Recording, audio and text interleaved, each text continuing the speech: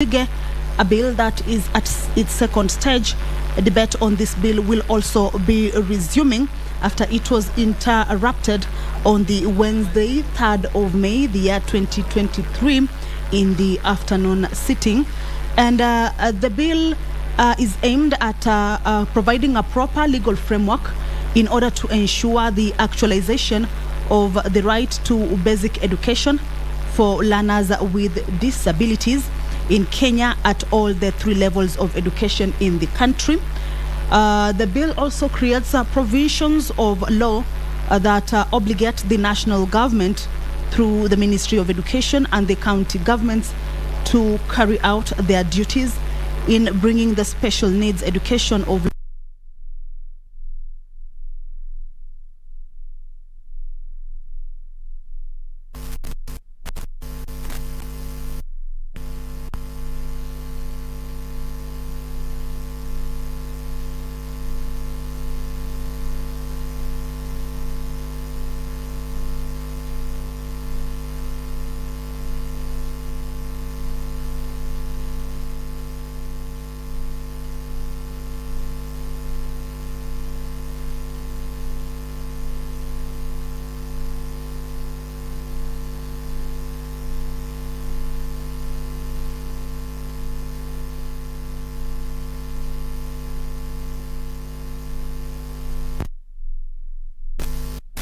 Revenue Bill, Senate Bill number 16 of 2023, a bill that is at its second reading stage.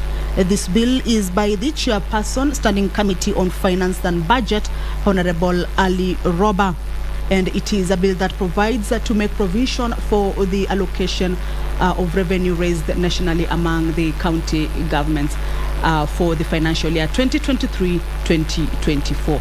At the entrance of the Senate chambers, the Speaker of the Senate, Honorable Amason Jeffa Kingi, is in the chambers.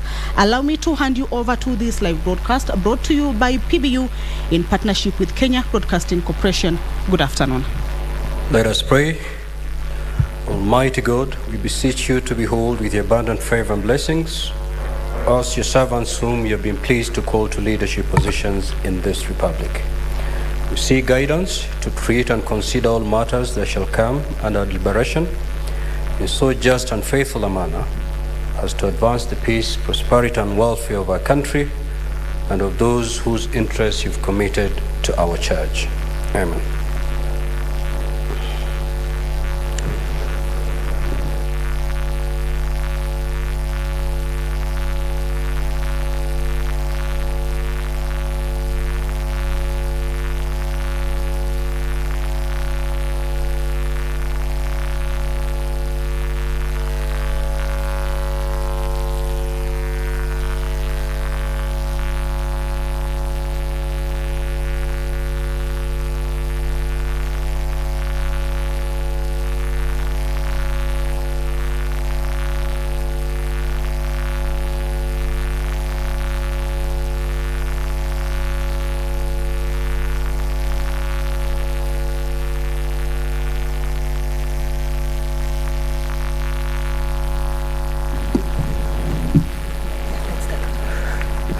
Clerk, do we have quorum? Sergeant at Arms, kindly ring the quorum bell for 10 minutes.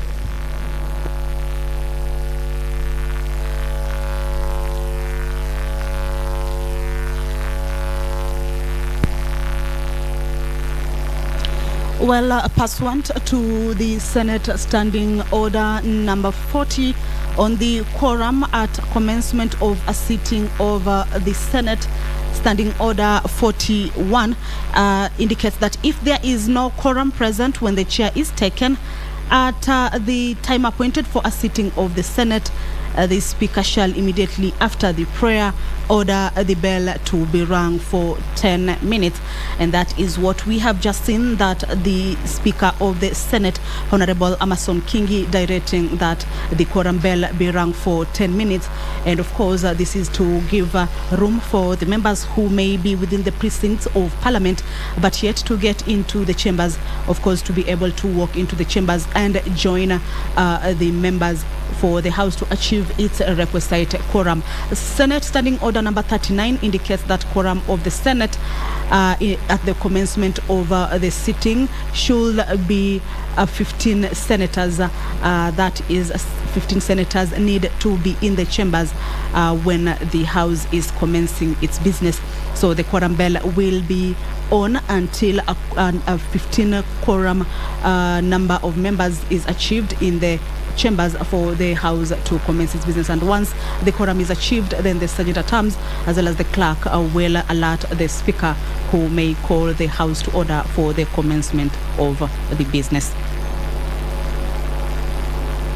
Well, pursuant to Standing Order 53(1) on the Senator's request for statements, that indicates that a senator may request for a statement from a committee relating to any matter under the mandate of the committee that is of county-wide, inter-county, national, regional or international concern.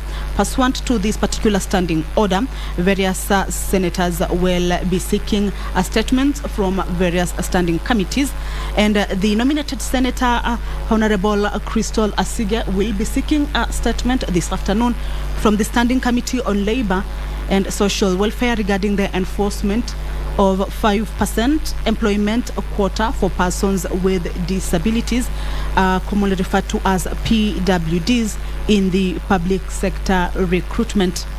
The nominated Senator, Honorable George Mbugwa, will also this afternoon be seeking a statement from the Standing Committee on Education regarding the status of funding for special needs schools in the counties.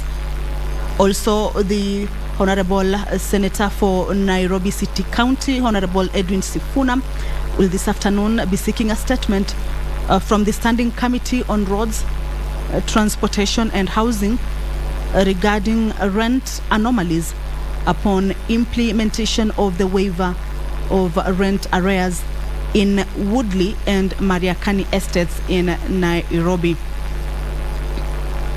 Pursuant to the Standing Order 53(1), also the nominated Senator, Honorable Hamida Kibwana, will be seeking a statement from the Standing Committee on Land and Environment and Natural Resources concerning the lifting of the ban on logging in public and community forests in Kenya.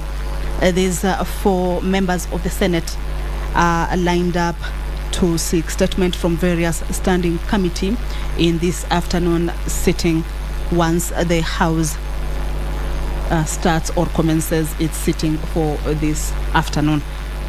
Currently, if you are just joining us, is a 10-minute quorum bell that is underway. The commencement of the House business, the House needs to have total of 15 members in the chambers. At least that is the minimum number that is required for the House to commence its business. This is according to the Senate Standing Order. And if the House does not achieve its quorum at the lapse of the 10 minutes, the Speaker, if the quorum is not present at the expiration or lapse of 10 minutes, the Speaker may direct that the bell be rung for a further 10 minutes. And if there is still no quorum present, the Speaker shall adjourn the Senate forthwith to the next sitting. So currently is the first 10-minute quorum bell that seeks to have 15 senators in the chambers to give way for the commencement of House business. Also lined up for consideration in today's order of business at the Senate chambers is that the motion by nominated Senator Hamida Kibwana on the state of mental health of police officers is lined up to resume its debate with a balanced time of 1 hour and 29 minutes. Remember, the debate on this motion already kicked off on the floor of the Senate, and today's debate will be a resumption of a debate that was interrupted on the Wednesday, 31st of May, the year 2023, during the morning sitting. And this particular motion, or the mover of this motion, seeks to have the Senate urge the national government and the National Police Service through the Ministry of Interior and National Administration to declare the current mental health situation within the police service a national emergency. Also, urgently establish a specialized facility to cater for police officers with mental illness. The motion also seeks to have the Ministry of, or rather the national government and the National Police Service through the Ministry of Interior and National Administration develop and implement policies to reduce the stigma surrounding mental health issues within law enforcement agencies and encourage officers to seek help when needed, and also prioritize mental health as a priority health and socio-economic agenda within the police service, and that in cases of deployment and transfers, this service considers the health of the affected officers. Debate on this motion kicked off in the Senate chambers but was interrupted during the morning sitting of Wednesday, the 31st of May, the year 2023. But this particular motion is lined up for consideration to resume its debate with a balance of 1 hour 29 minutes. This is a motion on the state of mental health of police officers. The 10-minute quorum bell is still on. As you have seen, members of the Senate have been trickling into the chambers. 15 of them are expected to be in the chambers to allow the House commence its business, and this is according to the House standing order. So the quorum bell, of course, is to alert the members who are yet to make it to the chambers to try and get into the House for the business to commence. And once the quorum is achieved, the sergeant at arms as well as the clerk, who are keeping tabs on whether the quorum has been achieved or not, then they will be able to alert the speaker to direct as required. The motion by Machakos Senator Honorable Agnes Kavindu on the compensation to the Kenyan victims of the 1998 bombing of the United States Embassy in Nairobi is also lined up for consideration. Its debate will be a resumption of a debate that was interrupted on the Tuesday, 2nd May, the year 2023. It has a balance time of 1 hour and 46 minutes. And this afternoon, let's listen into the speaker.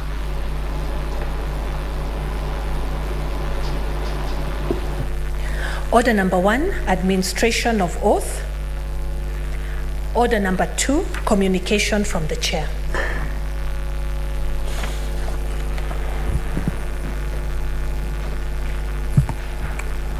Honorable Senators, following the promulgation of the Constitution of Kenya in 2010, it's now 10 years into the existence of the county governments.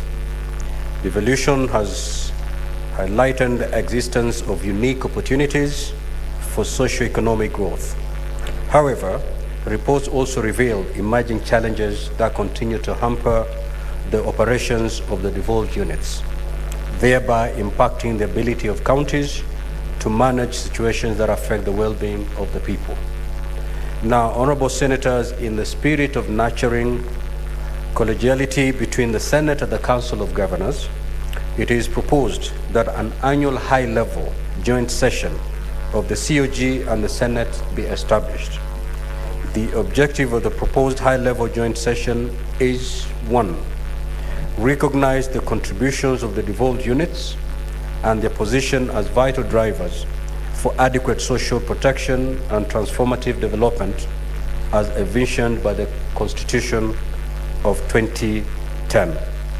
Accelerate and support coordination between the Senate and the COG and further devise ways of fostering intergovernmental relations between the national and subnational level, and by extension, the county executive, assemblies, and county public service boards, with the objective of seamless service delivery within the devolved units. Identify the gaps in policy, legislation, and institutional mechanisms impeding intergovernmental relations, oversight, and service delivery within devolved units, and explore opportunities for smart solutions for accelerated services. Build momentum in exploring actionable solutions in addressing funding challenges affecting service delivery in devolved units amidst the current shrinking resource envelope. And lastly, share county experiences in all aspects to foster collegiality between COG, the Senate, and the respective counties. Honorable Senators, towards this end, a steering committee for the high-level joint session was constituted to plan for the inaugural joint session. The committee comprises of Senator Captain Ali Roba, Ibrahim EGH MP, Senator Abbas Sheikh Mohammed, and Senator Moses Kajwang from the Senate, and Governor Fernandez Baraza, Governor Stephen Sang, and Governor Mtula Kilonzo Jr., CBS, from the Council of Governors. Honorable Senators, the steering committee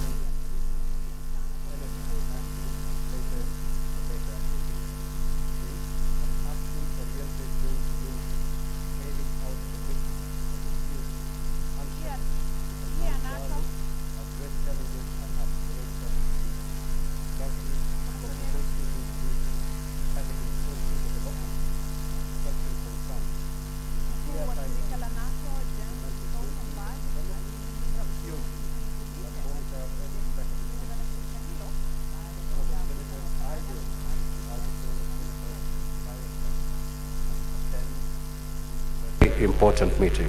I thank you.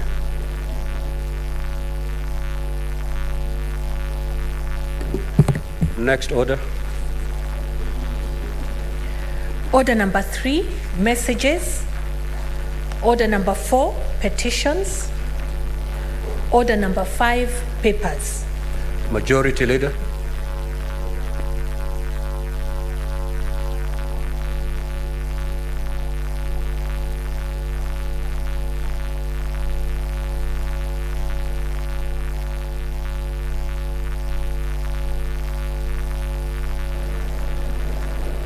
Honorable Speaker, on behalf of the majority leader, I beg to lay the following papers.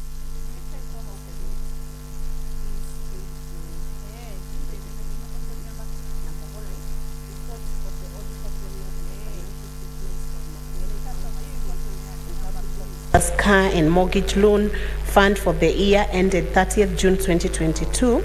Number 2, report of the Auditor General on the financial statements of Machakos County Assembly House Scheme Fund for the year ended 30th June 2022. Number 3, report of the Auditor General on the financial statements of the county governments of Nyamira County Revenue Fund for the year ended 30th June 2022. Number 4, report of the Auditor General on the financial statements of the county government of Nyamira receiver of revenue statements for the year ended 30th June 2022. I beg to lay. Next order, clerk. Order number 6, notices of motion. Order number 7, questions and statements. Statement pursuant to Standing Order 53-1, the Honorable Senator Christo Asige.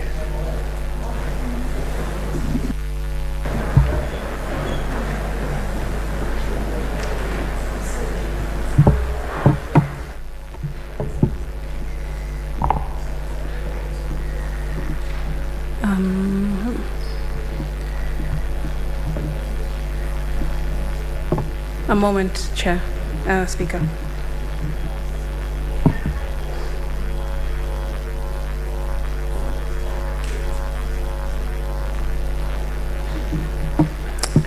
Thank you, Speaker. I rise pursuant to Standing Order 53-1.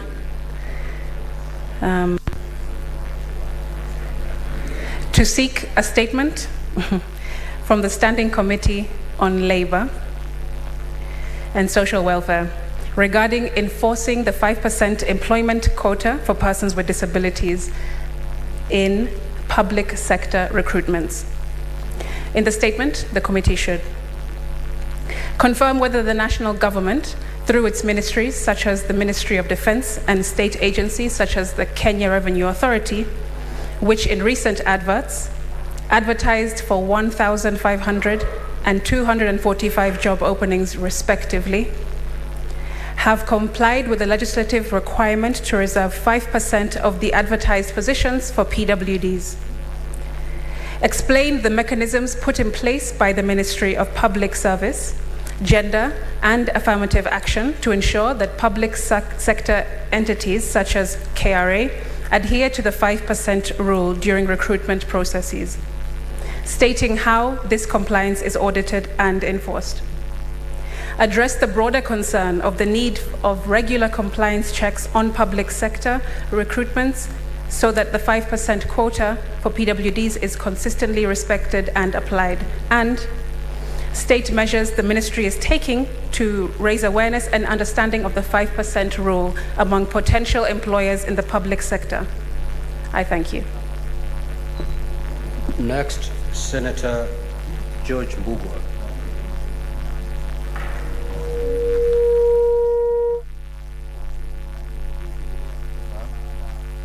I rise pursuant to Standing Order 53-1 to seek a statement from the Standing Committee on Education regarding the status of funding for special needs schools across all counties. In the statement, the committee should, 1, confirm whether the government has increased the capitation to learners in special needs schools by 50% and ring-fenced the 15% of all public-funded bursaries to pupils with disability as it had undertaken in its bottom-up economic transformation plan of 2022-2027. 2, state steps to address staffing in Education Assessment and Resource Center, EARC,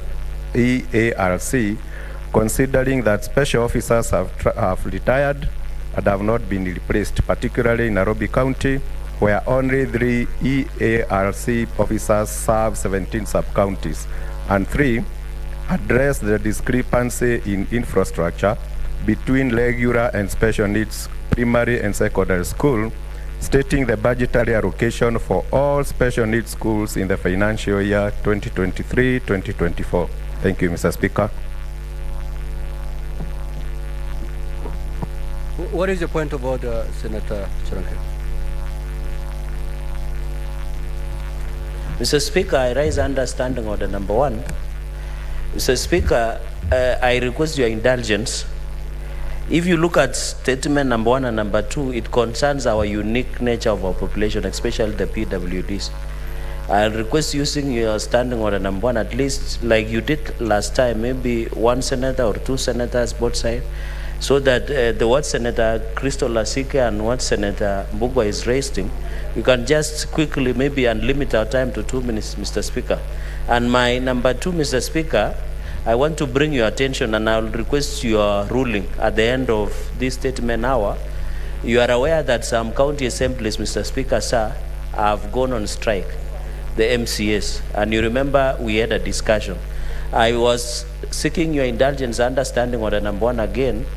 If you can request the Committee on Devolution, maybe to give us progress report, maybe by next week through your indulgence, Mr. Speaker, because I'm informed that a number of county assemblies will keep shutting down in the last part of this week and next week, Mr. Speaker. Those are my just 2 interventions. Thank you for indulgence. Thank you, Senator Chirange. I'm afraid I may not be able to allow comments on these statements because once when we sat as SBC, having looked at the order papers for the last 3 or 4 months, we realized that we were not making any progress beyond statements. So it's like this Senate's main mandate was basically to prosecute statements. And we were not prosecuting our main mandate, that is processing bills. And therefore, I deliberate, it may be painful, but it was necessary that we leave the committees to handle statements. Once a senator rises to request for a statement, to save time, we commit that particular statement to the select committee and then move to the next. Senator Chirange, if you look at the order paper today, you have a bill. And if we proceed in the manner you are suggesting, that bill may be with us for the next 4 months. And I don't think you would wish to have your bill hang around for 4 months. So it is with those reasons that I will not be able to invite comments on the statements. Senator, yes, Senator Wambua. Thank you, Mr. Speaker. Just a small one on the issue raised by Senator Cherage on the strikes in county assemblies. The Speaker, I do not want us to go back to where we came from. The Committee on Devolution does not need any ruling or direction from the Speaker to act on matters relating to their committee. In fact, I would expect that on their own motion next week, they should give us an update report on what is happening in our counties. They don't need any direction from the Speaker. I thank the Speaker. This is a very weighty issue, the chair of devolution. And I believe you've had these sentiments from your colleagues. Indeed, I received that memorandum.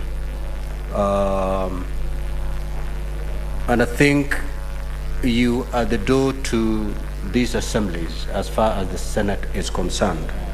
So by next week, possibly by next week, you should be able to be giving the Senate a progress report on how you're handling these matters. And if need be, then you can even invite, depending on the kind of progress you're making, we may either come up with different interventions or maybe allow you to proceed in the manner that you'll be allowing. But it's good to give the Senate some progress reports and the challenges you're facing, because the Senate as a plenary here is also here to help you succeed in the mandate of your committee.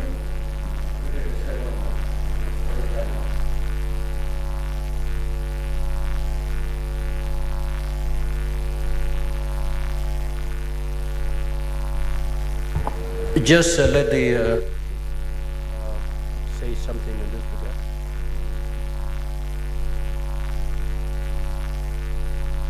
You need to go on record.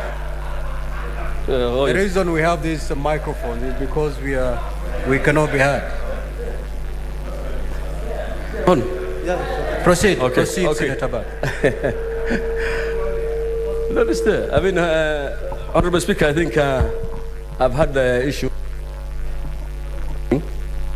that we'll have a meeting from tomorrow with the CAF guys in Nakuru. So the process is still on. I think we'll be able to give you a report by next week, God willing. So by next week, Wednesday, we expect a progress report. We'll do that. Thank you. Senator Edwin Sifuna.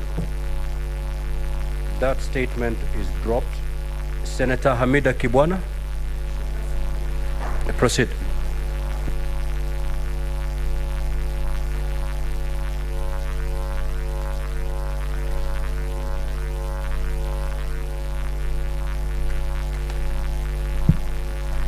Thank you, Mr. Speaker, for allowing me to read the statement on behalf of Senator Hamida on the lifting of the ban on logging in public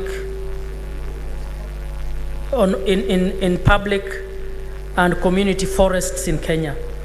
Mr. Speaker, sir, I rise pursuant to Standing Order 53-1 to seek a statement from the Standing Committee on Land, Environment and Natural Resources regarding reports of the lifting of the ban on logging in public and community forests in Kenya by the Ministry of Environment, Climate Change and Forestry. In the statement, the committee should, 1, state whether the ban on logging in public and community forests has been lifted, stating the rationale behind the decision in view of the existing forest policy and legislative frameworks. 2, to table evidence of any environmental impact assessment that was conducted prior to this decision. 3, state whether public participation was conducted, tabling evidence of the same. And 4, state measures in place to ensure the sustainable management and preservation of forests given the imminent threat posed by commercial and illegal logging. Senator Hamida Kibwana. Thank you.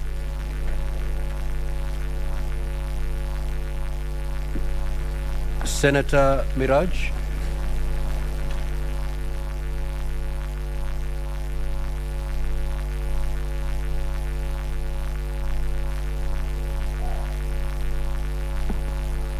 Asante Bwana Spika. Nimesimama kwa mujibu wa kanuni ya kudumu ya 53(1) kuomba kauli kutoka kwa kamati ya kudumu ya leba na ustawi wa jamii kuhusu maslahi na ustawi wa mabaharia nchini Kenya. Katika taarifa hiyo, kamati iangazie yafuatayo. Ieleze ni hatua gani serikali inachukua kuhakikisha uzinduzi rasmi na utendakazi wa baraza la mishahara ya wafanyikazi wa baharini, ikizingatia kwamba mabaharia wanasalia kuwa kwenye kipato duni nchini Kenya. Pili, iarifu Seneti sababu zinazopelekea ucheleweshaji wa uchapishaji wa vitambulisho vya mabaharia, ikieleza kwa kina ni mipango gani serikali inafanya kuhakikisha zoezi hilo linatekelezwa kwa upesi ili kuwapa fursa mabaharia kuweza kuingia nchi mbalimbali ulimwenguni. Tatu, ipendekeze utekelezaji wa sera ya mgao wa mshahara wa mabaharia na kuwalazimisha wamiliki wa meli kutuma 60% ya mshahara kwenye akaunti za mabaharia hao nchini Kenya zikiwa katika sarafu ya dola. Na 4, kupendekeza kuajiriwa kwa wakaguzi wa wafanyikazi wa baharini mahususi wa kusaidia kufuatilia maslahi ya mabaharia wanapotoka safarini. Thank you. Next order. Order number 8, the Employment Amendment Bill, Senate Bills number 11 of 2022, second reading.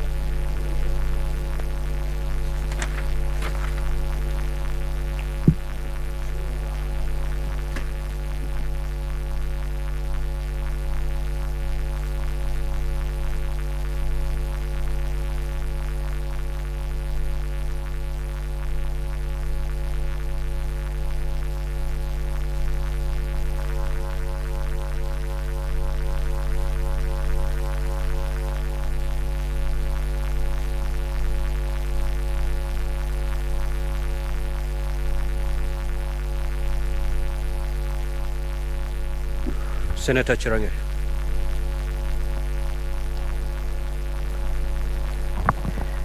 Thank you, Mr. Speaker, sir. I just want to reply, has been called out as mover to reply. I think, Mr. Speaker, sir, this is a straightforward bill, and I want to thank a lot of senators, Mr. Speaker, and the committee that gave invaluable advice and report on this, the Employment Amendment Bill 2022. and just say that I want to thank Senator Okiya Omtata, who seconded the bill, among other senators. Mr. Speaker, sir, this bill, in conclusion, has generated a lot of misinformation and miscommunication. The right to disconnect will be guided by the law, Mr. Speaker. And I think many people have said that I'm pushing, and the Federation of Kenya Employers, Central Organization of Trade Union, among others, Mr. Speaker, have raised concern about this bill, Mr. Speaker. But I want to say, Mr. Speaker, with post-COVID, during COVID pandemic, Mr. Speaker, we were able to learn, Mr. Speaker, a lot of working from home, remote working, using Skype, using Cisco, using other applications, Mr. Speaker, including Teams even in our judiciary, Mr. Speaker, where we were working from home and working virtually. So this bill is informed, Mr. Speaker, with what we experienced during COVID, where even the Senate was working virtually, and we were having an hybrid, Mr. Speaker. And therefore, right to disconnect is not right kupiga sherehe, as many young people would imagine, that on Fridays you are not supposed to be called by your employers, Mr. Speaker, or you are not supposed to be called beyond working hours. What I'm just saying in the right to disconnect is this bill has been implemented in most countries, Mr. Speaker. Kenya will be one of the, Mr. Speaker, countries in Africa, if this law is assented to by the President, to proceed with the right to disconnect, Mr. Speaker. And therefore, this is very important, that the working environment, we need to encourage and ensure, but we don't need to abuse, Mr. Speaker. I have indicated that some employers are mischievous, where they send emails beyond 4:30, 5, Mr. Speaker, at that opportune, Mr. Speaker, and therefore they send and demand that by 8, Mr. Speaker, that work should be ready, Mr. Speaker, sir, and not knowing that all of us here, both men and women, have other obligations between 6 p.m. in the evening up to 6 a.m. in the morning. And therefore, that right should be respected. Mr. Speaker, the right to privacy should be respected. Right to family time, Mr. Speaker, where people have quality time to spend with family. Mr. Speaker, family is a social basic unit. Mr. Speaker, you saw the old man with the art, the great president of the Republic of Uganda, President Yoweri Kaguta Museveni, Mr. Speaker, and we wish him well as he recovers. He has addressed the nation, and he said he has tested positive for COVID. He signed the anti-gay law, Mr. Speaker, in Uganda. And therefore, we need to lead. We need to lead in Kenya, Mr. Speaker, and therefore encourage remote working, Mr. Speaker. The reason President Museveni, Mr. Speaker, was signed that into law is to protect the family unit. We must protect the family unit because it's a basic. Mr. Speaker, when you are in your house, you can imagine your spouse, you are expecting to be prepared with chicken soup, Mr. Speaker. You know, I neighbor people who love chicken, especially free range, not the broiler. I know there are people who eat other things in this town, like they want broiler or kienyeji. But when you are somewhere, Mr. Speaker, and your stew is being prepared by your spouse, you see the employee sending messages of email, SMSs of work. You know, even it distracts you with what the Lord ordained us to do. Because some employers even send at midnight, Mr. Speaker, when we should be proceeding with other serious matters as ordained by the Holy Book of Procreation. So, Mr. Speaker, number 3 is that this bill does not give right. I've said this bill gives right to engage at an opportune time.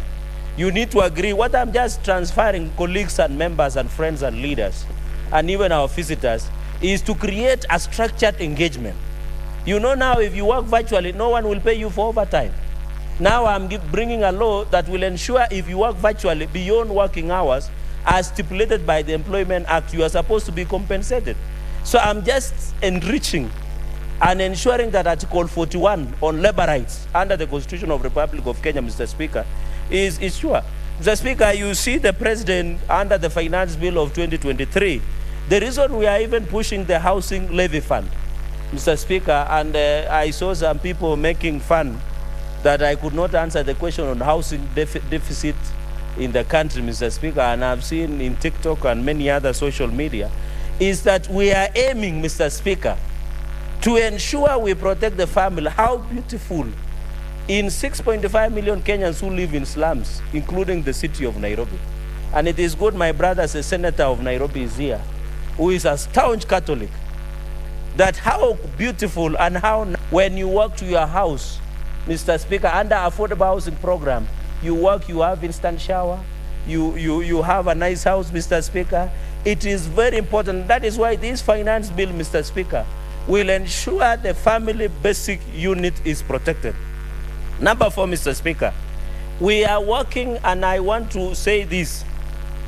Mr. Speaker, there are many young people who might want to say that in some instances, Mr. Speaker, this right to disconnect, I know the journalists, but we are exempting, Mr. Speaker, for the benefit of the country and my colleagues, is we are exempting with the people who work in emergency services, the people who work on call. There is an arrangement that they normally do, Mr. Speaker. And if you are a doctor, you are a fireman, you work in emergency department, Mr. Speaker, the right to disconnect will be exempted from you, Mr. Speaker, because you are supposed to ensure that you agree with the employer. Mr. Speaker, I want to allay with the fears of Federation of Kenya Employers and other sector players, and even the employers, be it the government or anybody. Mr. Speaker, Mr. Speaker, last session, we had push and pull on the floor of the House about mental health bill, Mr. Speaker. And we had an issue where we're having a breakdown. I'm just in the next 3, 4, 5 minutes, I'm concluding. Mental, I don't know why the leader, the deputy minority leader is excited today, but just for the record, because my bill has been misunderstood. Last year, and Senator Wambua here, Senator Stewart Madzai, who is our leader, Senator Ledama Olekina, we were with the former Senator, Sylvia Kasanga, if my memory serves me right. And she was pushing the mental health bill. What is happening, Mr. Speaker? There are targets, performance, Mr. Speaker, by banks, by these other organizations. You find our employees have burnout and they're having mental breakdown and depression because of the performance targets. You imagine you have left office at 6 or 5, sorry, then your bosses call you up to midnight. What is the targets? What were the sales that were being done, Mr. Speaker? We are protecting the burnout. We are protecting the health and mental wellness of the employees, Mr. Speaker. And therefore, I want to call upon my colleagues, and I want to ask the FKE and other employers. I don't think it makes sense, Mr. Speaker, to have, Mr. Speaker, an employee who is mentally depressed, who has burnout. The productivity will go low, Mr. Speaker. Even International Labour Organization under the European chapter has agreed with me on the right to disconnect, Mr. Speaker. And therefore, this is an international issue. It's not a local issue. I want to bring to the attention of the House, Mr. Speaker, where we are saying right to disconnect is a very important right under the evolving. And my brother, Senator Stewart Madzai, who is our revered and respected senior leader and senior minority leader, is a former judge of Labour Court. And he knows, Mr. Speaker, that some of these disputes is because of mental depression, Mr. Speaker. You have seen police killing each other. I don't want the Kenyan police, I'm saying some elements in police killing because of mental breakdown, the stress, the burnout. And Senator Amida Kibwana had brought even a motion, Mr. Speaker, that we are still discussing on the floor of the House. Because of mental breakdown, burnout, because we are deranged, Mr. Speaker. And therefore, Mr. Speaker, the 50th point that I wanted to make is these international organizations. France, other countries, Mr. Speaker, have done right to disconnect. Even in Portugal, Mr. Speaker. Let us respect, and I want to say this, Mr. Speaker, the environment is changing from the traditional office, where you go to your desk and work from 8 a.m. to 5 p.m., Mr. Speaker. We now need to shift our focus to remote working environment. And I know that the correct person And it will assist even people living with disabilities to be able to work at a convenience, because most of the government offices, Mr. Speaker, do not have friendly access or PWDs in the Republic. And therefore this right, I know where Senator Ledama stayed for some time, Mr. Speaker, there is a debate in the US about this bill. I would have expected the US, where Senator Ledama stayed, and might have borrowed his political strategies from there, Mr. Speaker. And you remember, many people don't know that Senator Ledama at one point did want to run for presidency before. I don't know whether that dream is still there. But where he stayed in the US, Mr. Speaker, but I want to advise him to join us. He might have his dream realized in this side of the House, Mr. Speaker. But after you, so he should also make sure he behaves on the order, Mr. Speaker. Senator Chirange, can you conclude your comments, please? I'm concluding, Mr. Speaker. Mr. Speaker, you should even be adding me time, because I'm putting you on a proper trajectory of your future on national power. So, Mr. Speaker, that is what I was saying, that there are many countries of serious economies, largest economies, are buying this idea of right to disconnect. Colleagues and friends, this bill will be a life changer. This bill will transform. This bill will protect our right to family. This bill will ensure everybody, Mr. Speaker, is respected. This bill will ensure the growth and respect of the huge labor rights across the country. This bill of right to disconnect does not mean kupiga sherehe to avoid working, but you must show the performance. And this bill, Mr. Speaker, in conclusion, is to ensure, Mr. Speaker, when you engage through the email, through the SMS, through any virtual engagement in the remote working environment virtually, your employer must compensate you the same as overtime when you sit beyond working hours in an office, Mr. Speaker. And I hope the National Assembly will agree with me and allow this bill to be signed by His Excellency the President, Dr. William Ruto, and therefore effectively amending the Employment Act and giving Kenyans an opportunity. Mr. Speaker, in conclusion, I want to thank your office, has been of help, the Secretariat led by the clerk, the Committee of Labor and Social Welfare. I've seen the Vice Chair, Senator Mbugwa, and a number of chairs. Mr. Speaker, they have been supportive. Your office has been very supportive and vital in, and many other people who they have given, the Kenyans who either have given virtually or in physical, that they support, Mr. Speaker. And on the Mr. Speaker, as I reply, I request that under the standing orders 66, if I'm correct, standing order 66, I thought Mr. Speaker, he wanted to, anyway, I don't want to say, it's under standing order 66, Mr. Speaker. I request that the putting of the question for division be deferred until appropriately guided by the House. With those so many remarks, thank you, Mr. Speaker. I beg to reply. Thank you. Division on that bill is deferred until otherwise advised. Now, Honorable Senators, at this juncture, I will move to rearrange the sequence of the order paper pursuant to Standing Order 45-2. Now, if you go through your order paper, you see the order number 10, the counter allocation of revenue bill. This is a bill that has some statutory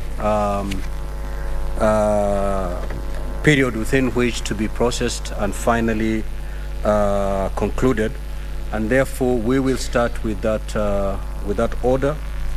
Thereafter, I will give further guidance on how we're going to move after we are done with that. Clerk, kindly proceed to call that order.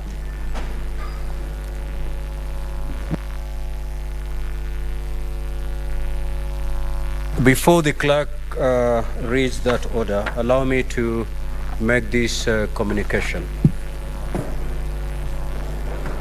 Honorable Senators, in the public gallery, we have 72 students accompanied by 3 teachers from Mukaa Girls High School in Makueni County who are in the Senate on an education tour.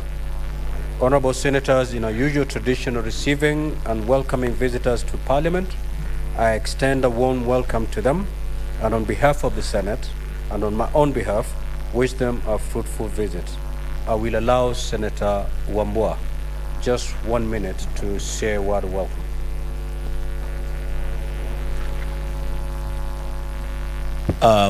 I thank you, Mr. Speaker, for this opportunity to join you in welcoming students from Muka in Makueni. Their senator is engaged elsewhere, but is on his way to the chamber. For the visiting students and teachers, I say welcome to the Senate of the Republic of Kenya.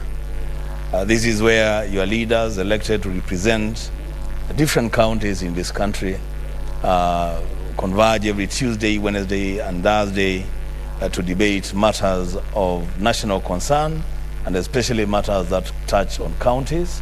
I wish you a fruitful stay, and wish that in the course of your stay, you will learn a lot, and some of you will aspire to come back here, not as visitors in the public gallery, but as senators representing different parts of the country. With those remarks, Mr. Speaker, I say welcome to the students. Call the next order. Order number 10, the County Allocation of Revenue Bill, Senate Bills number 16 of 2023, second reading. The Chairperson, Standing Committee on Finance and Budget.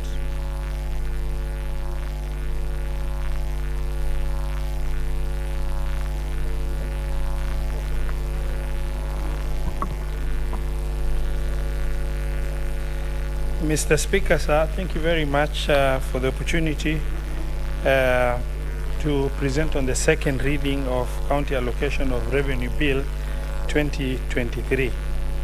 Mr. Speaker, the County Allocation of Revenue Bill 2023, Senate Bill number 16 of 2023, was published on the 27th of April 2023 and read in this House for the first time in the sitting held on the 2nd of May 2023.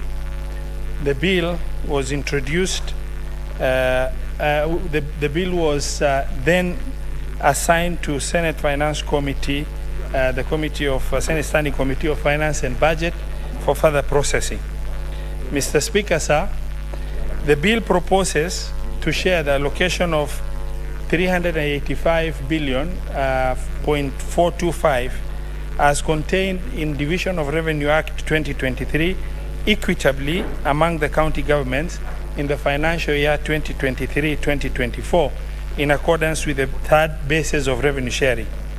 Mr. Speaker, sir, the bill also contains two schedules. The first schedule is that of the horizontal share of revenue of 385.425, and the second schedule, which is that contains the ceilings for the executive and the county assemblies. Mr. Speaker, sir, the horizontal distribution of equitable share among the 47 county governments is achieved using the third basis for revenue sharing formula as approved by the Senate in September 2020. Mr. Speaker, for the sake of just refreshing and sharing, that formula proposes now, if applied to the 385.25, the third basis provides 158.25 billion to be shared using an allocation ratio applied in the financial year 2019-2020, the balance, which is the case of 226.75, to be allocated such that basic equal share takes 20%, population index takes 18%, land area index takes 8%, agriculture index takes 10%, health index takes 17%, and road access index 8%, urban index 5%, and poverty at 14%. Mr. Speaker, sir, regarding the recurrent expenditure ceiling, the Commission on Revenue Allocation submitted the recommendations as they have processed for county assemblies and county executive. These are considered by the committee and published with few amendments. The total County Assembly recurrent budget ceiling for financial year 2023-2024 amounts to 39.597 billion approximately. This is about 14.5% increase as compared to allocation of financial year 2022-2023 due to the provisions for MCA car reimbursement. Mr. Speaker, sir, on the other hand, the county executive budget ceiling for financial year 2023-2024 amounts to 25.825, 556.395, representing an allocation of 9.34% reduction from the allocation of 2022-2023 budget ceilings. Mr. Speaker, during the consideration of County Allocation of Revenue Bill 2023, the committee held consultative meeting with various stakeholders, and among them is the National Treasury and Economic Planning, the Council of Governors, the Commission of Revenue Allocation, the County Assemblies Forum, as well as the Society of Clerks at the table, SOCAT Kenya. Mr. Speaker, a number of county assemblies appeared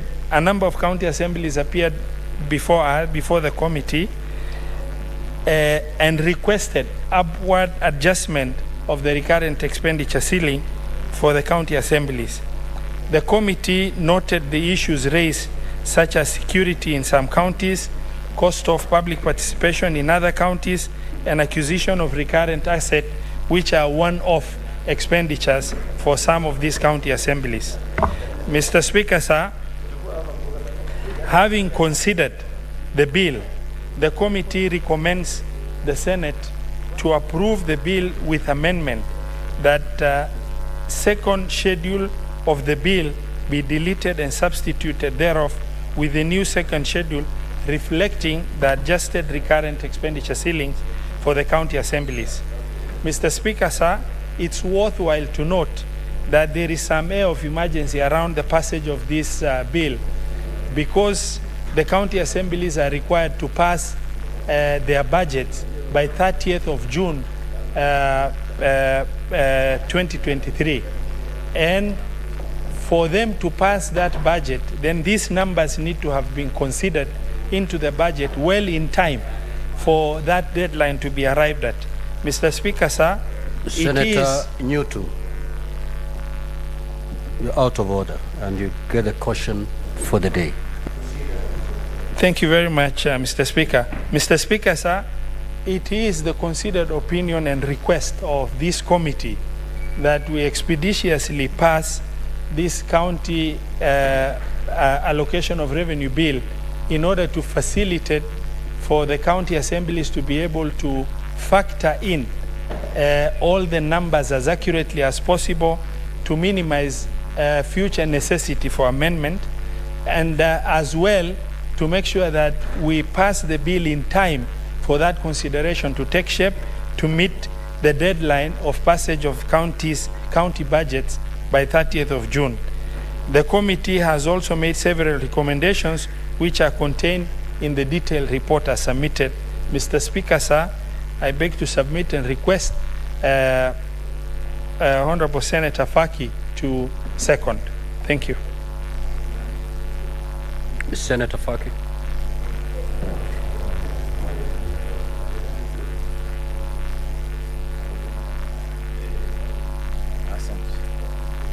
Asante Mheshimiwa Spika kwa kunipa fursa hii kuunga mkono mswada wa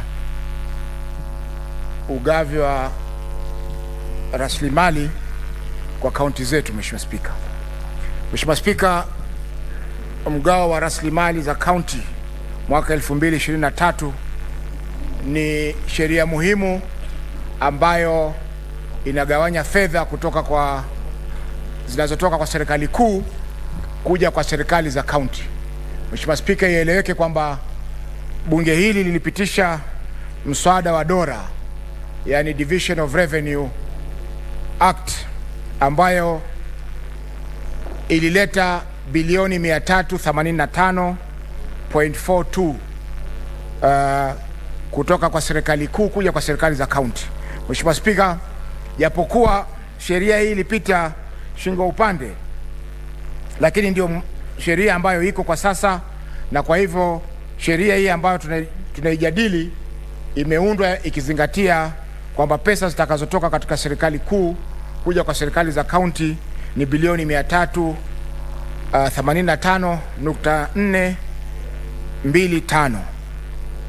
Mheshimiwa Spika, ugavi wa rasilimali hizi umezingatia ile formula ya 3 ya kugawanya rasilimali ambayo ilipitishwa na bunge hili mnamo mwezi wa Septemba mwaka 2020. Kwa hivyo katika vipengele ambavyo vimejadiliwa, kwanza ni ile inaitwa mgao wa msingi, yani basic share, ambayo inachukua 20%. Halafu ukubwa ama wingi wa watu inachukua 18%, ukubwa wa ardhi 8%, ukulima 10%, afya 17%, barabara 8%, ukuaji wa miji 5%, na umaskini 14%. Mheshimiwa Spika, katika kujadili mswada huu, kamati yetu pia ilipata fursa ya kuchukua maoni kutoka kwa Council of Governors, baraza la magavana, wizara ya fedha, tume ya ugawaji wa rasilimali, Commission for Revenue Allocation, na washikadau wengine. Mheshimiwa Spika, vile vile kamati ilipata maombi kutoka karibu kaunti 17 ambazo zote zilitaka ziongezewe, mabaraza ya kaunti walitaka waongezewe pesa ambazo wamepewa kama pesa zao za msingi kwa mwaka 2023-2024. Mheshimiwa Spika, baadhi ya mambo ambayo yaliyazungumzia county assembly hizi ni pamoja na masuala ya usalama katika kaunti za mbali kama vile Mandera, ambapo inachukua gharama kubwa kuweza kupeleka usalama wakati wanafanya ile inaitwa public participation ama uhusishaji wa watu katika kujadili miswada yao. Mheshimiwa Spika, pia masuala ya assembly mpya kujengwa na vile vile pia kupata vifaa vya kisasa kama vile Hansard imekuwa ni donda sugu katika zile kaunti ambazo zimejenga assembly mpya. Na vile vile Mheshimiwa Spika, kuna ofisi pia za wabunge wa county assembly ambao kaunti zao hazina ofisi zile na zinapaswa kupata huduma kama vile furniture na mambo mengineyo. Kwa hiyo Mheshimiwa Spika, tuliweza kuangalia mambo hayo na vile vile tukatoa recommendation, mapendekezo kwamba hizo fedha ambazo walikuwa wanagawiwa ziweze kuongezwa ili kuhakikisha kwamba huduma zinapatikana sawasawa katika kaunti zile. Mheshimiwa Spika, tumeona pia kwamba CRA, tume ya ugawaji wa rasilimali, imetoa mwongozo wa wafanyikazi wangapi wanaweza kuajiriwa na mabunge ya kaunti. Mheshimiwa Spika, imefikia wakati sasa kwamba ipo haja ya kuweza kuangalia upya masuala haya ya wafanyikazi wanaokwenda kwenye kaunti, kwa sababu Mheshimiwa Spika, kaunti zetu zimeweza kukua, kamati zimeweza kuongezeka katika kaunti zetu Mheshimiwa Spika, na kamati zile Mheshimiwa Spika zinasaidia ili kuhakikisha kwamba fedha zinazotumwa katika kaunti zile zinatumika kwa njia ya kisawasawa. Mheshimiwa Spika, ikiwa mabunge ya kaunti yatakuwa na unyonge wa kuweza kuangalia ama kufanya ile tunaita fast oversight, matatizo mengi yatakuja katika bunge la Senate ambayo yangeweza kutatuliwa katika kaunti zile ili kuhakikisha kwamba kuna haki na usawa katika ugawaji wa rasilimali hizo. Mheshimiwa Spika, pia tumeona kwamba mabunge ya kaunti bado yanazidi kudidimizwa ama kugandamizwa na serikali za kaunti kwa sababu ya fedha ambazo zinapitia kwa county treasury ili ndio ziweze kufika kwa mabunge ama wabunge wa kaunti Mheshimiwa Spika. Kwa hivyo hili ni swala pia ambalo litahitajia kuangaliwa upya kwa sheria ya Public Finance Management Act ili county assembly zetu na county executive katika county zetu ziweze kuwa na fedha zao tofauti ili kuhakikisha kwamba kazi ya county assembly hazilemai kwa sababu ya ukosefu wa fedha. Mheshimiwa Spika, mswada huu ni muhimu sana katika kuendesha kaunti zetu, na kama alivyotangulia kusema mwenyekiti wa kamati yetu ni kwamba ni lazima upitishwe kabla ya mwisho wa mwezi huu, ili bunge za kaunti zinapokaa kujadili bajeti za kaunti ziweze kuzingatia zile pesa ambazo zitakuja kutoka kwa serikali kuu kwenda katika kaunti zetu, na waziweze kuzijumuisha katika zile fedha ambazo wataokota katika maeneo yao, ili kuhakikisha kwamba huduma hazilemei. Mheshimiwa Spika, wakati tunajadili msaada huu, ripoti zilizoko ni kwamba zaidi ya county assembly 14 zimeweza kufunga kazi kwa sababu ya ukosefu wa fedha.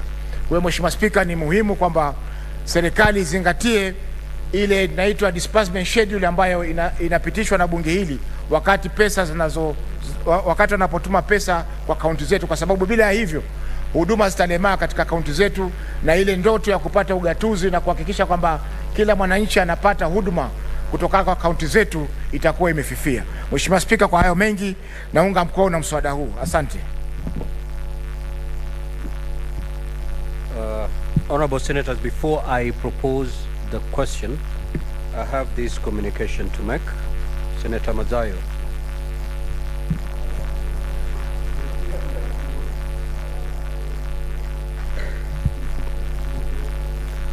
Honorable Senators, in the public gallery, we have 50 pupils accompanied by 5 teachers from Sekenani Primary School in Narok County, who are in the Senate on an education tour.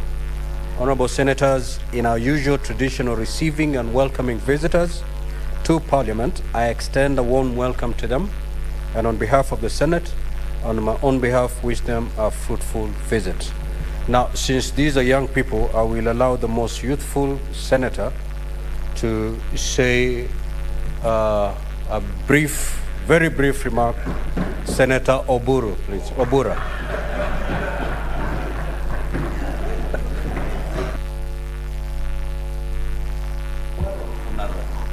Yes, thank you. Thank you, Mr. Speaker, for giving me an opportunity to welcome these young people to the Senate. Mr. Speaker, I think it is an honor for us that these young people choose the Senate to come and learn something about legislation and about the leadership of this country. Mr. Speaker, it is very, very advisable that when young people come here, we give them words of encouragement. And Mr. Speaker, I would like to encourage these young people to adopt the principles of hard work and also adopt the principles of discipline. Mr. Speaker, discipline is one of the cardinal principles of success in the life of young people. Mr. Speaker, if you are not disciplined and you don't obey your teachers, you don't obey your parents, and you get into the bad habits which is now affecting most of our schools, particularly young people, are getting engaged in drugs and in bad habits which spoil their futures. I want to tell them that all those things which like enjoyments and so on are still ahead and they will enjoy as much as they want. But this is not the time for them to enjoy. This is the time for them to work hard, obey their teachers, and also obey the principles of hard work, and also obey the parents, because your parents are working very hard at a time, Mr. Speaker, when the economy of this country is going through a lot of hardship, Mr. Speaker, and they must know that the burdens which are being borne by their parents to bring them here to pay for their school fees is all through a lot of sacrifice, not because in future they will help their parents, Mr. Speaker, but because their parents expect them to be independent and to support their own future lives. So it is upon them to work hard, and I really welcome them and appreciate that they have chosen to come and be with us here in the Senate and see how their leaders are speaking and giving some very, very good leadership guidance to the country. Thank you, Mr. Speaker, sir, for the opportunity. Senator Ledama, you have under 1 minute to make your welcoming remarks. Thank you, Mr. Speaker. Mr. Speaker, on behalf of myself and also of this House, I want to welcome the students from Sekenani Primary School. Mr. Speaker, Sekenani is in the greater Masai Mara region, where Narok County, and it's actually very interesting that today we're talking about the Kara. Narok County generates most of its own source revenue from the greater Masai Mara. But one of the challenges that we face in that area is that most schools are still lagging behind. In fact, I'm actually very happy that these students are here today.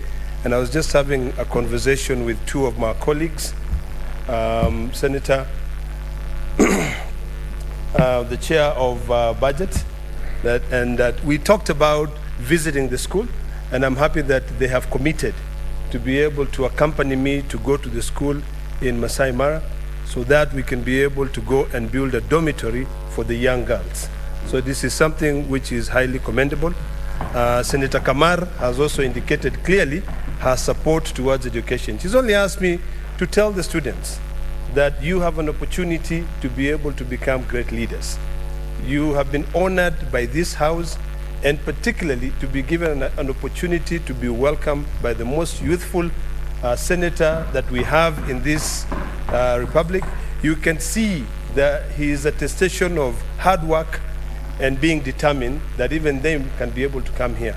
So I welcome them, and of course after this I will be joining them so that we can enjoy some lunch together, and at least they got a chance to see what is happening in this Senate. I thank you, Mr. Speaker. Honorable Senators, I now propose the question that the counter allocation of revenue bill, Senate Bills number 16 of 2023, be now read a second time.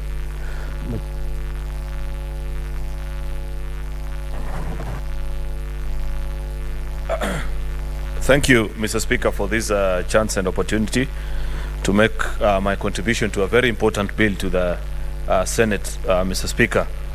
Mr. Speaker, after we do the horizontal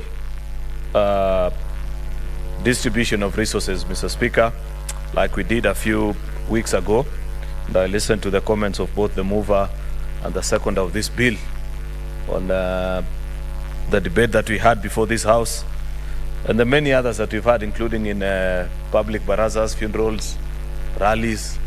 You know, Mr. Speaker, that is testament to the work of Senate and how important it is, particularly this bill, division of revenue, and eventually, once we have shared it between the national and the county governments, Mr. Speaker, to now share it amongst the 47 devolved units, Mr. Speaker, via the county allocation of revenue bill.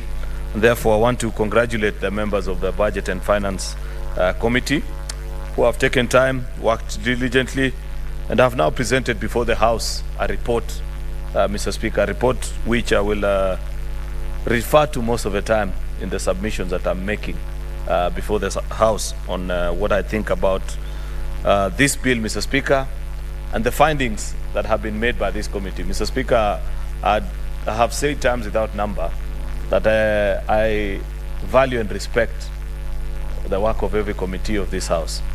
But unfortunately, because of having served longest in my own career in this House, in Budget and Finance Committee, I take a lot of interest in the work that they do.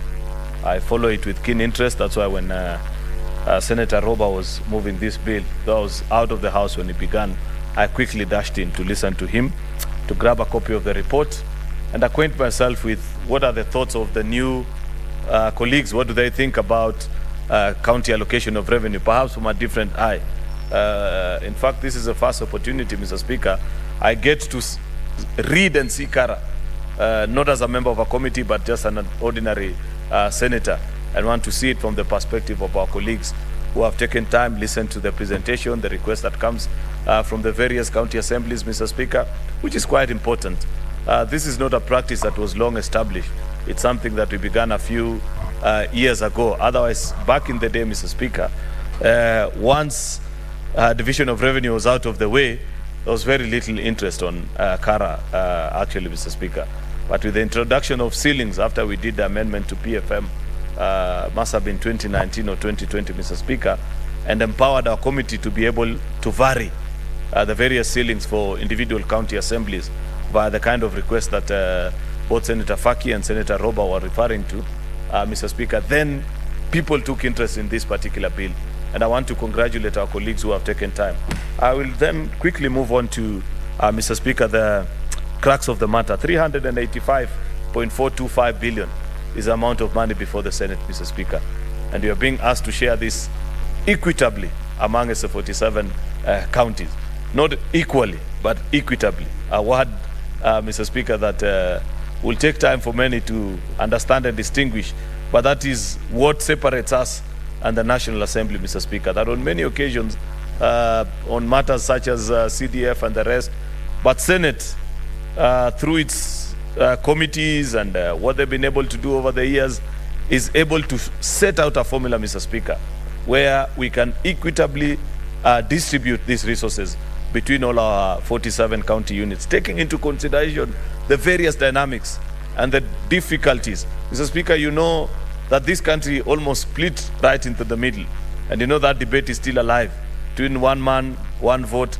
It is actually Senate that added the 1 kilometer, because we said, Mr. Speaker, that every inch of this county matter, of this country matters to us, Mr. Speaker. And we said, while it is possible to carry on the dreams and the aspirations of those that come from densely populated counties, Mr. Speaker, like yours truly, we cannot forget or leave behind those that comes also from sparsely yet very expansive counties, Mr. Speaker.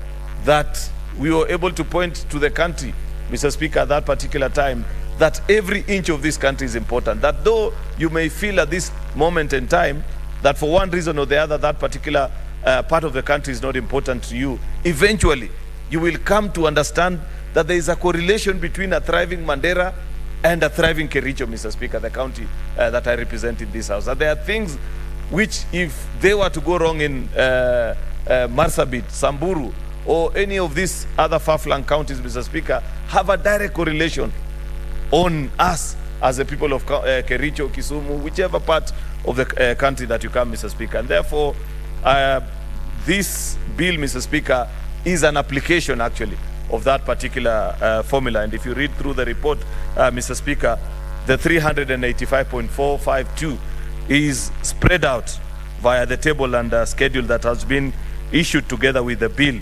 Actually, after the work is done, Mr. Speaker, then what remains is pretty much a plug and play exercise. Because the minute you've determined the how, the bigger question then is how much, Mr. Speaker. And once those two are determined, then the other parts that our colleagues in Budget and Finance Committee had to consider is the various ceilings.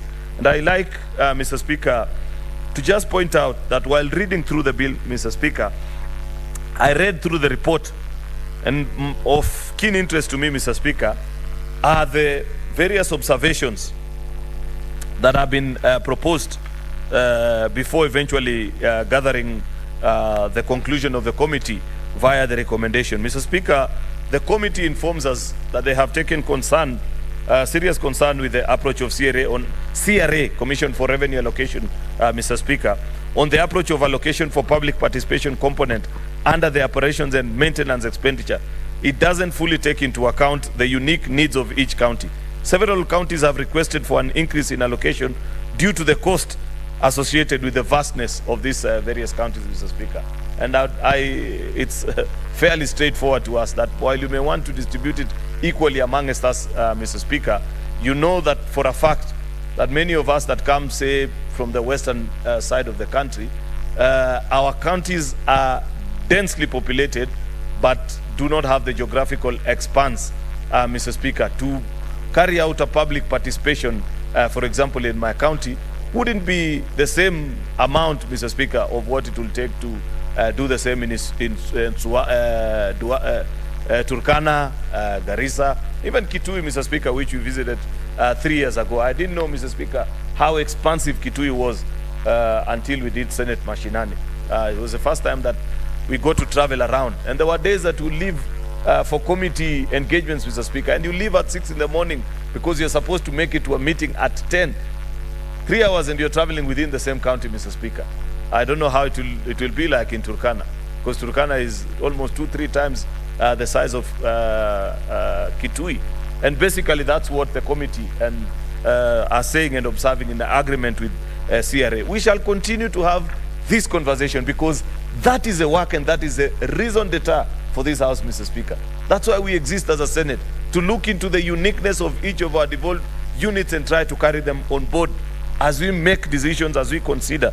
Of course, Mr. Speaker, the committee has told us as well that they note with great concern that counties continue to incur high costs associated with provision of legal services such as litigation, thereby further straining the resources available for development, Mr. Speaker. This is something that, Senator Roba, you will realize that human behavior is not static. It changes with time. And you know, the kind of work that we do is almost like a policing exercise as senators. The kind of audit issues that this House used to deal with, and I say this, Mr. Speaker, as somebody who has been in this House for quite a while, the audit queries that we used to deal with here, 2013 to 2017, are not the same with what I see nowadays, Mr. Speaker. You know, it reminds me of what Chinua Achebe says in his book, that when that Enugu, I think it was Enugu the bird, I forget the exact name of the bird, Mr. Speaker, that when men learned how to shoot without missing, then that particular bird also had to learn to fly without perching. Majority Mr. Speaker. Leader, the name of the bird is Eneke. Eneke, thank you, Mr. Speaker. Thank you for reminding me. Eneke is the name of a bird. And that's, Senate must become like Eneke as well. We must learn that as various intrigues continue to be witnessed in our county assemblies, we cannot come with the same mentality of 2013 to 2017. Previously, you'd hear misappropriation tenders that are being fixed here and there.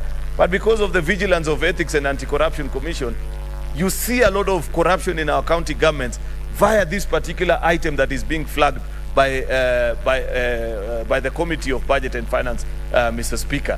That you find a particular county an allocation of maybe 6 billion shillings, yet dedicating in excess of 500 million to legal services. What is this that counties are paying for, Mr. Speaker?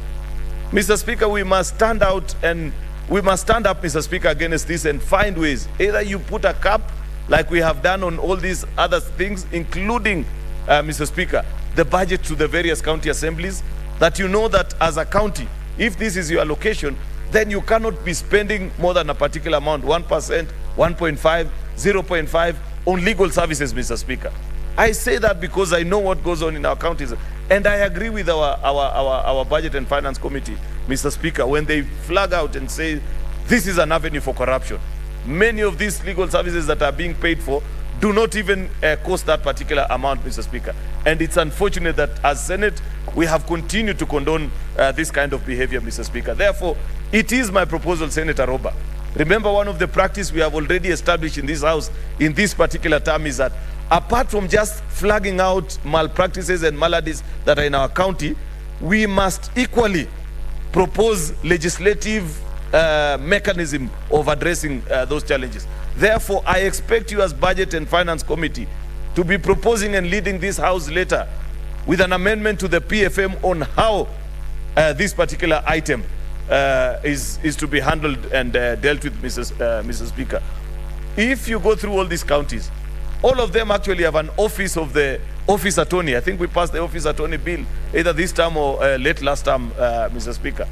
Yet, they are the same lawyers, they went to the same, they were taught by the same professors, yet for one reason or the other, you feel that you stand a better chance when you take your case to be handled by a lawyer outside of those that you have employed within the county government. Then you'd rather strike out those legal units so that you use whatever you pay for salaries to be what you can share with these various law firms that are being proposed and handling these legal cases, Mr. Speaker.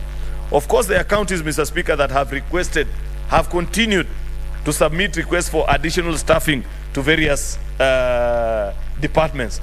The committee notes that the Senate resolved in May 2021, I recall this very well, Mr. Speaker, that county assemblies should rationalize their staff to the CRA staff capping of 100 by June 2023. To this extent, The committee cannot allow for additional recruitment of staff to a level exceeding 100. Mr. Speaker, this is one of the biggest failings of this House. And I say this fully conscious as a leader, knowing that we have failed and let down our people. It's not just about County Assembly, Senator Roba. There is no county today. You know that under PFM regulations, no county is allowed to spend over and above 30% on recurrent expenditure. Actually 35, sorry. But as we speak today, there is not a single county that spends less than 35% on it. All of them are 45, 40, and we continue to condone this behavior. That's a failure on our part as Senate. We need to be moved, Senator Roba.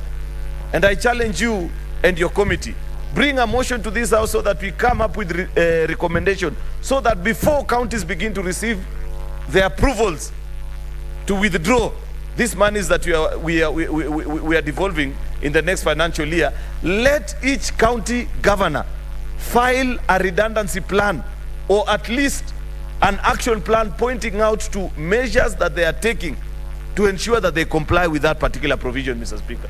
Because you know what has happened in our counties. A new county governor comes into office, what do? They hire a complete set of arranging of staff, and you know what most of these staffers are do?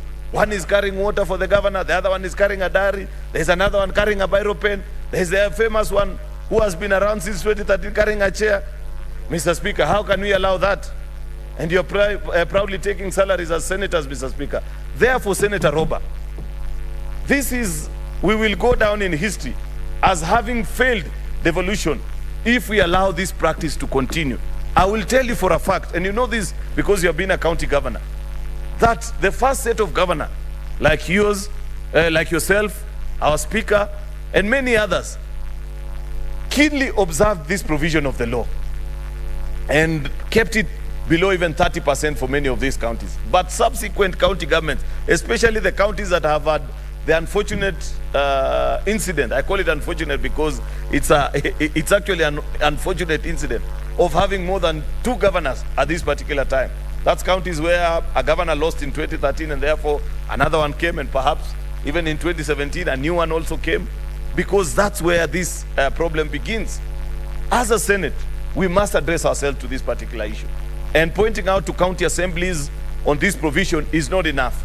We must be able to tell our governors to stop misleading the country, because the famous or the infamous argument before this House over the years has been that, you know, we picked staffers from the defunct municipal counties, and I agree with quite a number of them when they say that. But you know for a fact that many of those staffers, a good number, have already retired. Yet while they retire, they actually open up, because if you look at the amount, Mr. Speaker, that used to be earned by staffers of the defunct municipalities, is almost double or triple what the ordinary staffers earn presently. People are being hired for 30, 40, 50,000. But if you check the drivers that used to be hired at that particular time, because there were smaller units, and you understand the tools of governance weren't as strong as they exist presently, Mr. Speaker, then you'll find that somebody cheekily looks at it and says, driver so-and-so has retired. Their salary used to be 120,000. So what do? Instead of filling up that position with one driver, you pick now 6 of them and pay them 20,000 each, because you're trying to think and imagine that after all, I have all these supporters that I promise that I'm going to give them employment.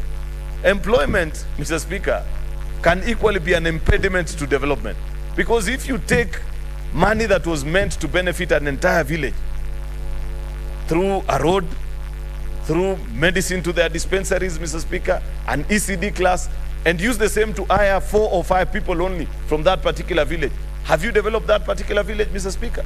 You have denied the people of an entire village development opportunities, Mr. Speaker. And therefore, I want to request members of Budget and Finance Committee, Senator Faki, you're a lawyer and you know this is possible. Please lead this House in calling our counties to order. Let each and every county governor, that's your work as a governor, that's why you are CEO. It doesn't matter where you found that county to be in. File a plan with the Senate and say, County X. And you know, unfortunately, Mr. Speaker, we haven't been as diligent as possible as senators.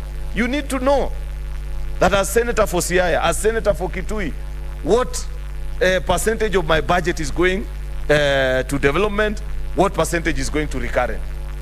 Once you know that, expect of your governor to file in this house a plan so that you know that by 2027, Mr. Speaker, we have forced our counties to spend in excess of 65% in development activities, Mr. Speaker. Otherwise, what will have happened, we will have simply turned our county governors into paymaster generals. There are county governments, Mr. Speaker, that are spending 50-50. 50% on recurrent, 50% on development. That, or even more, actually, I'm informed, Mr. Speaker. That's really unfortunate. We are failing as Senate. I expect us that the committee will be able to lead us into that decision, Mr. Speaker. So what are the eventual recommendations, Mr. Speaker, of the committee? I see a deletion of the second schedule of the bill, setting out recurrent expenditure ceilings for the various county assemblies and county executive, and substituted with a new one. Of course, I want to believe this is in reaction to the request that came to you. And there is good justification. In fact, as Senate, you know, county assemblies are our brothers and sisters. Or they are our actually twin institutions. Without proper county assemblies, you cannot have successful implementation of devolution. You know the question that was brought here by Senator Cherargei yesterday, and we all made our contributions about what is happening in our county assemblies thanks to what SRC has done. Listening in on the good ideas that were being shared by colleague senators yesterday, and there are people, I think it was Senator Ojenda, who pointed out to us, and we all agree with him, that paying our members of county assembly well alone is not enough to empower that institution of our county assembly, Mr. Speaker. Perhaps it's a time that Senate also led in this conversation in ensuring that what is it that we expect of each of our 47 county assemblies, and what will be the costing to ensure that members of our county assembly are able to do or carry out their oversight responsibility without having to incur personal expenditure. That when they go to inspect projects, what tools are we providing to these county assemblies in terms of personnel and the knowledge and skills that they need to check? Many a times, Mr. Speaker, if you expect an MCA, even you as a senator, to just with your ordinary eye read through the bill of quantities and look at a bridge and expect to say, oh, I think this is in compliance with what the State Department expected of a road or a bridge, Mr. Speaker, is expecting too much. You need professionals to do this job. And we can actually capacitate our county assemblies by ensuring that these people exist and there is a way and mechanism of checking. Otherwise, if you expect, it's like an internal audit department of any organization, Mr. Speaker. You expect them to read and go through all these proposals, Mr. Speaker. Mr. Speaker, I know there are quite a number of my colleagues who want to make a contribution. This is a very important bill. I'll just say my last point, that there is a proposal also, Mr. Speaker, that actually within 90 days of the tabling of this report, county assemblies need to submit to CRA. And that's, Senator, why CRA alone and not to Senate as well? They need to file with this house as well, because we check on the operations of all the county government, which includes the county assemblies. Let them file if it was possible. And this is something that you can amend later on when you meet as a committee. As they file with with CRA, perhaps a copy needs to be filed with this house so that we see how many are not in compliance with this regulation that this house, resolution rather, that this house passed in 2021 on the number of members in each of the respective committee, county assemblies, the purposes of monitoring compliance with guidelines on committee composition, Mr. Speaker. Senator Ojenda mentioned to us yesterday that in his county assembly, you find a particular one member serving in 15 committees. You'd have to be a magician to be effective if you're serving in more than...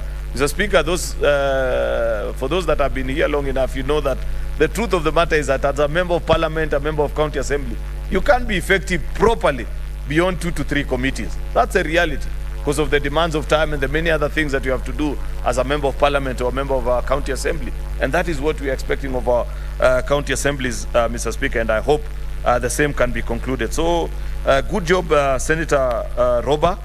That's a proposal that we give to you as members of Senate. Of course, I see you have also gone further and tackled a very divisive issue that has been in this Senate for quite a long time. County-specific request. You know, I see a habit, and I say this with a lot of tremendous respect to my colleagues on the minority and majority side, a habit that is creeping into this Senate that wasn't there before, where before voting on a bill, one way or the other, people say, what is in it specifically for my people?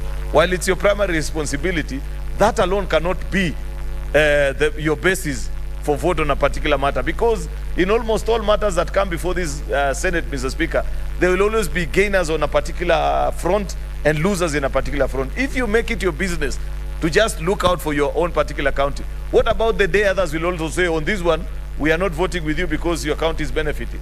And the truth of the matter, Mr. Speaker, is that there is no particular time where on your own you'll be able to raise or marshal the 24 delegations. You'll always rely on the collective spirit of all the 47 delegations that are in this House, Mr. Speaker.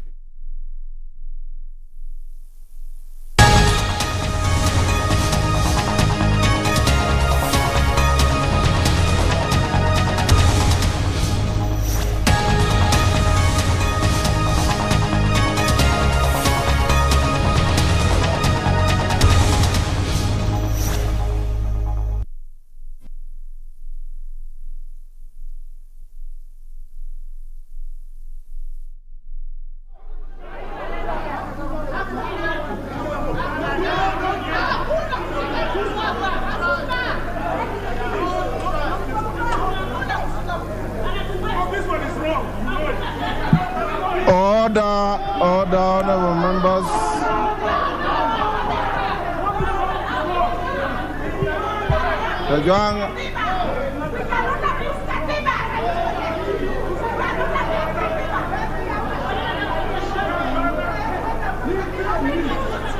Honorable Sergeant, can you enforce the order of the chair?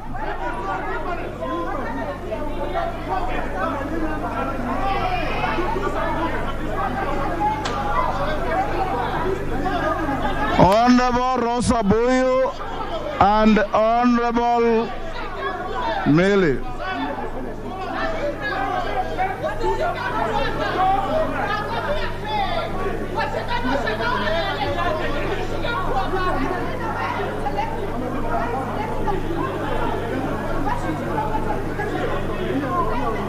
Order, honorable members.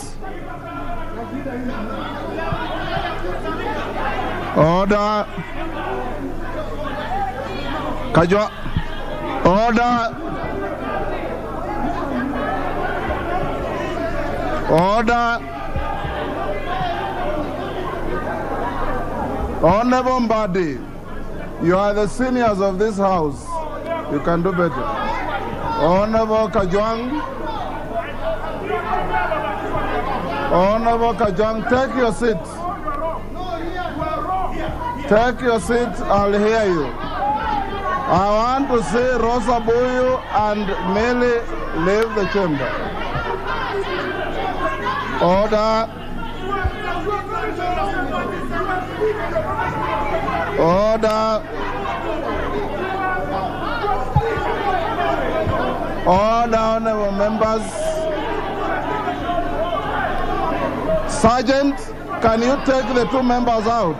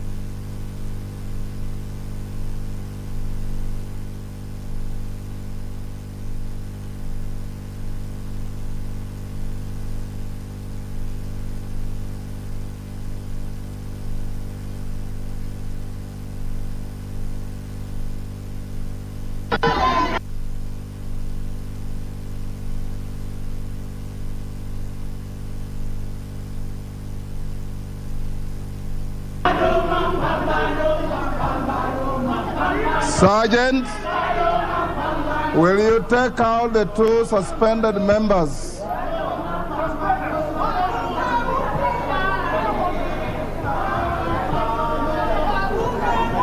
Honorable Kajwang, you'll also follow. You'll also follow.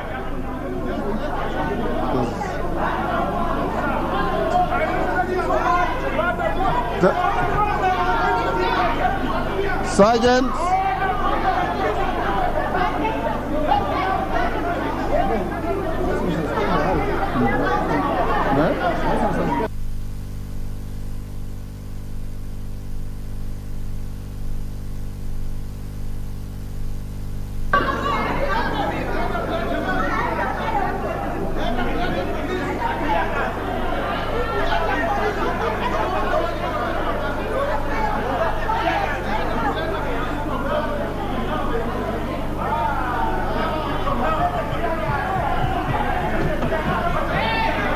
Sergeant, can you enforce the order of the chair? Yes.